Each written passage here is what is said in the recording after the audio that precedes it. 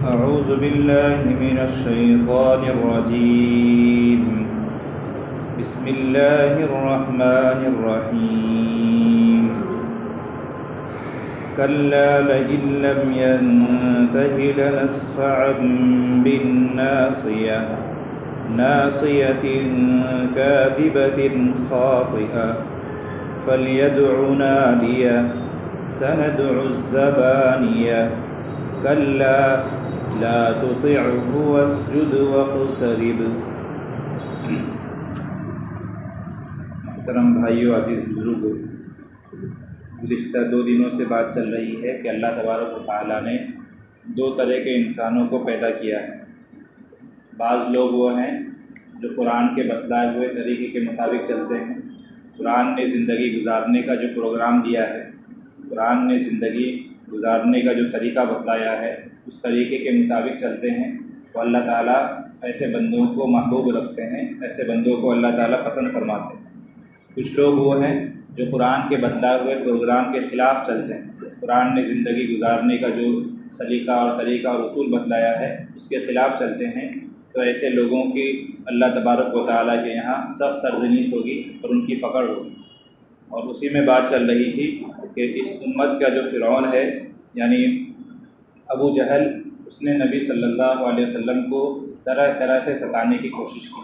اور کل ہم نے سنا کہ جب آپ صلی اللہ علیہ وسلم نماز پڑھتے تو ابو جہل آپ کو نماز پڑھنے سے بھی روک دیتے. اور اس روکنے سے اس کی غرض یہی تھی کہ آپ نماز میں قرآن پڑھتے ہیں تو جتنے لوگوں کے کانوں میں قرآن کی آواز پہنچے گی تاکہ سارے لوگ دین کی طرف مائل ہوں گے، اللہ کے نبی کی دعوت کو قبول کریں گے. تو لوگوں کو اس دعوت سے روکا جائے، اس دین سے روکا جائے. اس کے لیے اس نے ترتیب یہ کی کہ اسے نماز ہی نہ پڑھنے دیں. نہ نماز پڑھیں گے، نہ قرآن کی آواز آئے گی، نہ لوگ سنیں گے، نہ دین اسلام کی طرف مائل ہوں گے. پتہ چلا کہ قرآن کریم ہدایت کے لیے بہت ہی نافع چیز ہے. اب یہاں آخر میں جو آیتیں ہیں، اللہ تبارک و تعالیٰ فرماتے ہیں کلا لئن لم ينتہی لنسفعا بالناصیہ، کہ ہرگز نہیں، یعنی ابو جہل کو ایسا ہرگز نہیں کرنا چاہیے. لئن لم ينتہی، اگر وہ باز نہ آئے، لنسفعا بالناصیہ، تو ہم اس کے پیشانی کے بال پکڑ کر گھسیٹیں گے اور گھسیٹ کر اس کو جہنم میں داخل کر دیں گے. ناصیۃ کاذبۃ خاطیہ، وہ پیشانی کہ جو جھوٹی ہے اور جو گنہگار. فلیدع نادیہ، اسے چاہیے کہ وہ اپنے اہل مجلس کو، اپنے لوگوں کو بلائے. سندع الزبانیہ، ہم بھی جہنم کے فرشتوں کو بلائیں گے. کلا، اے نبی ہرگز نہیں، لا تطیعہ، آپ اس کی بات مت مانیے. واسجد، اور آپ سجدہ کیجئے. واقترب، اور اللہ تعالیٰ کے قریب ہو جائیے. ابو جہل، جیسا کہ بات آئی تھی کہ وہ نماز سے روکا کرتا ہے. ایک مرتبہ کا واقعہ ہے کہ ابو جہل نے نبی صلی اللہ علیہ وسلم کو روکنے کی کوشش کی. آپ صلی اللہ علیہ وسلم نے اسے جھڑک دیا. تو جو ہی جھڑکا تو وہ کہنے لگا کہ میں تو معزز انسان ہوں، یہاں میری مجلس لگتی ہے اور مکہ کے جو معزز لوگ ہیں سب میرے پاس بیٹھتے ہیں، میں ان کو بلا لوں. گویا کہ اس نے اپنے اہل مجلس کی دھمکی دی نبی صلی اللہ علیہ وسلم کو. تو اللہ تبارک و تعالیٰ بھی دھمکی دیتے ہیں فلیدع نادیہ، کہ اسے چاہیے کہ وہ بلائے، جس کو بلانا ہے بلا لے. ہم بھی جو ہے اپنے فرشتوں کو بلائیں گے، جو فرشتے زمین میں گشت کرتے ہیں، ان فرشتوں کے ذریعے گویا کہ اسے سزا دیں گے. اسی طرح ایک روایت میں ہے کہ ایک دفعہ اللہ کے نبی نماز کے لیے جا رہے تھے، نماز پڑھ رہے تھے، تو ابو جہل آپ کی طرف لپکا کہ آپ کو ستائے، آپ کو نماز سے روکے. لیکن کچھ ہی دیر میں پھر وہ رک گیا. تو اس کے جو اہل مجلس تھے، اس کے دوست لوگ تھے، پوچھنے لگے کہ بھائی کیا بات ہوئی، تم تو جا رہے تھے محمد صلی اللہ علیہ وسلم کو ستانے، رک کیوں گئے؟ تو ابو جہل نے کہا کہ بھائی میں تو جا رہا تھا اسی نیت سے، لیکن دیکھا کہ اچانک ایک گڑھا آ گیا، میرے سامنے ایک کھائی نظر آئی، اس لیے میں ڈر گیا اور میں رک گیا. اللہ کے نبی صلی اللہ علیہ وسلم فرماتے ہیں کہ اس دن اگر ابو جہل ایک قدم بھی آگے بڑھتا تو اللہ کے فرشتے اس کی گویا کہ بوٹی بوٹی ایک کر دیتے، یعنی دنیا ہی میں اس کو سزا دی جاتی. اسی کی طرف ان آیات میں اشارہ ہے.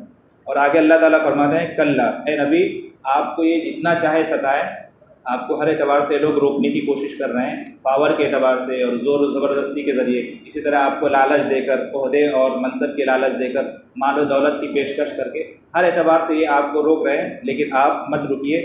آپ جو کام کر رہے ہیں، آپ جو ہدایت کی اور تقویٰ کی جو دعوت دے رہے ہیں، نماز پڑھ رہے ہیں، نماز کے ذریعے، قرآن کے ذریعے لوگوں کو دین کی طرف بلا رہے ہیں، آپ اس کام کو کرتے رہیے. اور کفر کے سامنے لا تطیعہ، گویا کہ کبھی بھی آپ سرنڈر مت کیجیے اور کفر کے سامنے کبھی بھی مصالحت مت کیجیے. لہذا یہ ایک ضابطہ ہے کہ اسلام اور کفر کا اگر کبھی مقابلہ ہو جائے تو تو مسلمانوں کو کبھی بھی کفار کے ساتھ مصالحت یعنی دینی معاملات میں مصالحت نہیں کرنی چاہیے، کمپرومائز نہیں کرنا چاہیے، چاہے ہمیں جتنا بھی دبایا جائے، جتنا بھی ستایا جائے، جیسا کہ آج کے دور میں ہو رہا ہے۔ مسلمانوں کو ہر طرف سے دبایا جا رہا ہے، ہر طرف سے ہمیں دین سے دور رکھنے کی کوشش کی جا رہی ہے، اور غیر شعوری طور پر ایک خاص فکر کو جو ہے، ایک خاص کلچر کو مسلمانوں کے اوپر تھوپنے کی کوشش ہو رہی ہے۔ تو ہمیں یہاں سبق ملتا ہے کہ لا تطیعوا، ہمیں ان کفار کی جو ہے کہ اطاعت نہیں کرنی، یعنی ملی مسائل میں، دینی مسائل میں ان کی پیروی نہیں کرنی ہے، ان کے کلچر کو ہمیں قبول نہیں کرنا ہے۔ اسلام یہ ایک الگ مذہب ہے، اسلام کا اپنا ایک الگ کلچر ہے، ہماری ایک اپنی تہذیب ہے، ہمارے پاس ہر کچھ ہے، ہمیں دوسروں سے لینے کی کوئی ضرورت نہیں، بلکہ ہمارے پاس وہ نور ہے، وہ روشنی ہے کہ ہماری روشنی سے دوسرے لوگ راستہ پائیں گے۔ تو ہمیں دوسروں کی چیزیں کاپی کرنے کی ضرورت نہیں ہے۔ دینی مسائل میں اور ملی مسائل میں گویا کہ ہم کسی بھی حالت میں کفار کے ساتھ مصالحت نہیں کریں گے۔ اللہ تبارک و تعالیٰ نے اپنے نبی کو یہی کہا، لا تطیعوا، کہ آپ اس کی اطاعت مت کیجیے، اس کی بات مت سنیے، یہ جو کہہ رہا ہے آپ اس کے مطابق مت چلیے، بلکہ آپ جس مشن کو لے کر آئے ہیں، جس چیز کو اور جس دین کو لے کر، جن تعلیمات کو لے کر آپ کو بھیجا گیا ہے، آپ ان تعلیمات کو فروغ دیجیے۔ کفار کے سامنے آپ کو ہتھیار ڈالنے کی ضرورت نہیں ہے۔ آگے فرمایا وسجد، اور آپ سجدہ کیجیے۔ سجدہ سے مراد یہ ہے کہ آپ کثرت سے نماز پڑھیے، اس لیے کہ جتنی نمازیں پڑھیں گے اس میں اتنے سجدے ہوں گے۔ واقترب، اور اللہ تعالیٰ سے قریب ہو جائیے، یعنی اللہ ہی کی طرف ہمیں رجوع کرنا ہے، حالات چاہے کتنے ہی مشکل کیوں نہ ہو۔ یہ گویا کہ ہم قیامت تک رہنے والے مسلمانوں کے لیے ایک سبق ہے کہ حالات چاہے کتنے ہی مشکل کیوں نہ ہو، مشکل گھڑی میں ہمیں گھبرانے کی اور کسی قسم کے پریشانی میں مبتلا ہونے کی ضرورت نہیں ہے، ہمیں ڈرنے اور گھبرانے کی ضرورت نہیں ہے۔ مسلمان قوم وہ ہے جو ہمیشہ پریشانیوں میں گھری ہوئی ہے، گھرتی رہی ہے شروع سے لے کر آج تک، لیکن ہماری یہ خصوصیت ہے کہ ہمیں گھبرانا نہیں ہے، ہمیں ہر حال میں وسجد واقترب، اللہ تبارک و تعالیٰ کا قرب تلاش کرنا ہے۔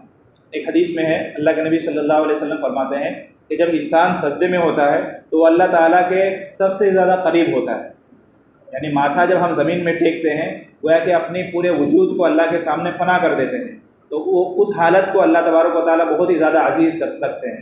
انسان اپنی پوری بڑائی کو ختم کر کے گویا کہ اللہ کے سامنے ماتھا ٹیک دیتا ہے، اپنی پوری نیاز خم کرتا ہے، پوری عاجزی اور انکساری کا مظاہرہ کرتا ہے، تو اللہ تبارک و تعالیٰ کو یہ ادا گویا کہ بہت ہی زیادہ پسند ہے۔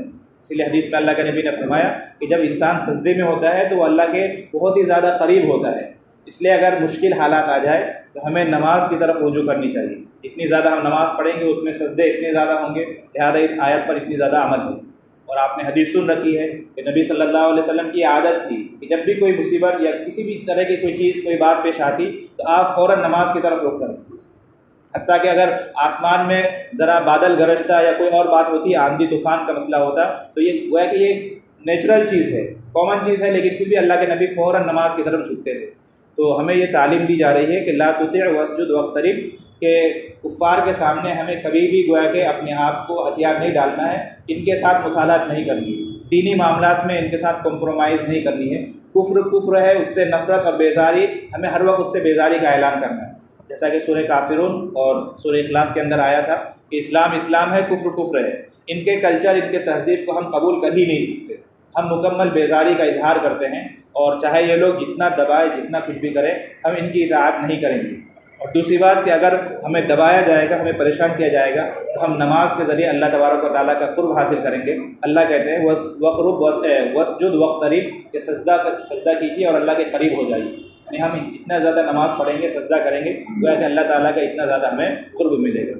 تو آج کے مجلس کا خلاصہ یہی ہے کہ دین سے روکنے کی جتنی محنتیں ہو رہی ہیں، ہمیں کوشش کرنی چاہیے کہ ہم ان محنتوں کا مقابلہ کریں، ان کے سامنے ہم مصالحت نہ کریں، ان کے سامنے ہم ڈرے نہیں، گھبرائے نہیں، ہمت سے کام لیں، اللہ تعالیٰ سے امید باندھے رکھیں، اللہ تعالیٰ کی ذات پر بھروسہ رکھیں۔ اللہ قادر مطلق ہے، اللہ تعالیٰ فعال لما یرید ہیں۔ اور دوسری بات کہ اگر کوئی مصیبت آ جائے، کسی طرح کا کوئی ماحول بن جائے، ہمارے خلاف سازشیں ہوں، تو ایسی صورت میں ہمیں نماز کی طرف، بطور خاص عبادتوں کی طرف اور خاص طور پر نماز کی طرف متوجہ ہونے کی ضرورت ہے۔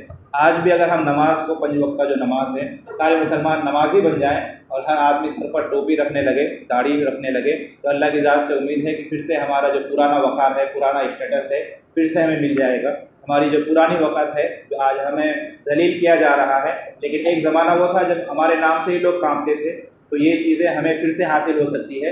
شرط یہی ہے کہ واسجد واقترب، اللہ تعالیٰ سے ہمیں قریب ہونا ہوگا، اللہ تعالیٰ کی عبادت کرنی ہوگی، اللہ تبارک و تعالیٰ کہیں سنی باتوں پر عمل کرنے کی توفیق عطا فرمائے۔ قرآن کریم کی کچھ آیتیں ہیں جن کے پڑھنے کے بعد سجدہ کرنا ضروری ہوگا۔ ان میں سے ایک آیت یہ بھی ہے جو آیت میں نے آپ کے سامنے پڑھی ہے، میں نے تو بار بار پڑھی ہے لیکن چونکہ آپ کی مجلس ایک ہی ہے تو آپ پر ایک ہی سجدہ ہے، میرے اوپر بھی ایک ہی سجدہ ہے، آپ پر بھی ایک سجدہ ہے، تو ایک سجدہ